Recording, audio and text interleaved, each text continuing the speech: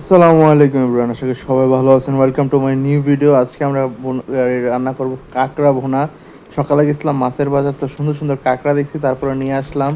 আনার পরে এখন কাঁকড়া ভুনা খেতে মানে ফ্রাই ভুনা খাওয়ার ইচ্ছা ছিল, ম্যারিনেট করলাম। তারপরে বাসা থেকে বললো যে না, কাঁকড়া ফ্রাই করো, আমরা ফ্রাই খাবো।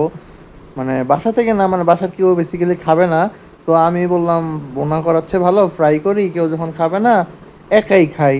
তো ফ্রাই করার জন্য রেডি করছিলাম, তো একটু বেসন দিলাম। বেসন দেওয়ার পরে লবণ টবণ দিয়ে সব কিছু দিয়ে ম্যারিনেট করলাম।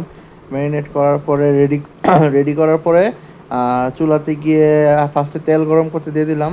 তেল গরম হচ্ছিল, তখন তেল গরম হওয়ার পরে একটু ফ্রাই দিয়ে দিলাম।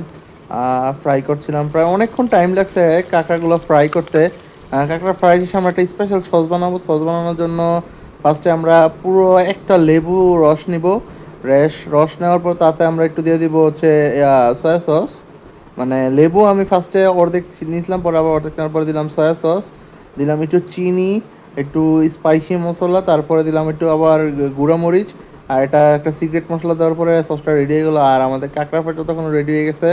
আর সসটা অল্প বানাইছিলাম, বাসায় কেউ খাবে না, খাবো একা। আর জিনিসটা ছিল যেই মজা, খাওয়ার মতো।